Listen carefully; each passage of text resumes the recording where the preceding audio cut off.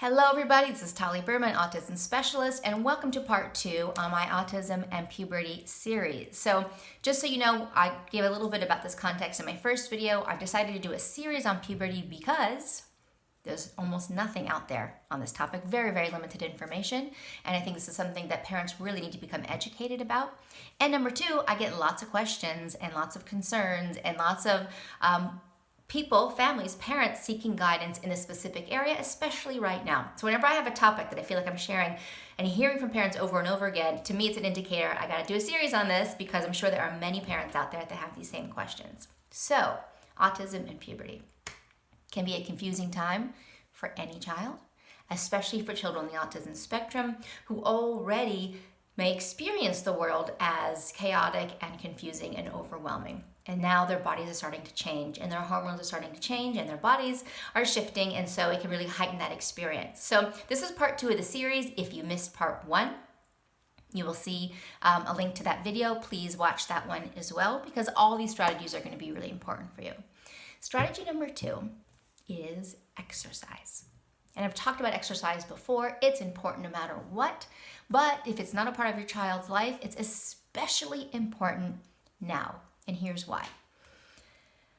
For many reasons. First of all, there can be a lot of anxiety, stress, overwhelm, as I talked about, that comes up with puberty and all the changes that occur during puberty. And exercise is a great way to release anxiety and stress. It's a great way to harness the energy that comes through puberty. So this is for boys or for girls. Aerobic exercise, this could be running, swimming, biking, roller skating. Can all be very important parts of exercise that also can be very hormone balancing, right? So this is true for anybody. I know for me, this is a huge part, running is a huge part of my own mental health. I run most days of the week, and when I wake up in the morning, I feel like that's really the way I need to start my day. It can be a very cleansing, very clearing process, and can be a really important part for your kids. And it's a way to sort of harness and get in control of their body that's changing. So strength training kind of pieces can also be very important. So this could be doing things like holding postures and yoga poses. This could be cross-training kind of exercises, push-ups, pull-ups, using tools like the resistant bands, like throwing heavy balls, like spinning really heavy ropes.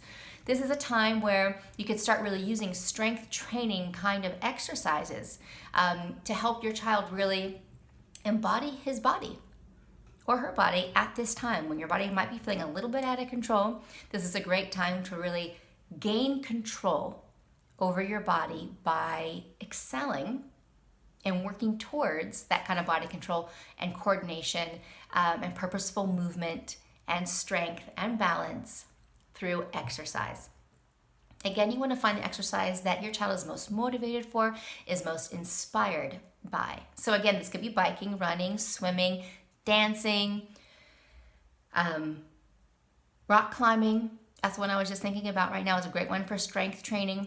And this could be a great way too for your child to really become involved with other peers. If this is a sport or activity he becomes really involved in and really motivated for, being a part of a dance class or a gymnastics class, being part of a running group or a biking group. But that's an added element.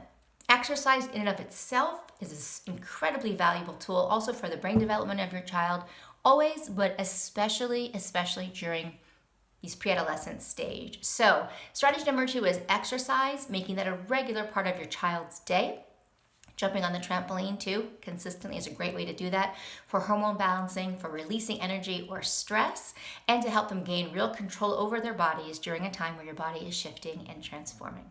So I would love to hear from you. What is one thing you're taking from this video today? Scroll on down, join the conversation. Let's talk about puberty, people, because a lot of parents have questions about it. A lot of kids have been left in the dark about it.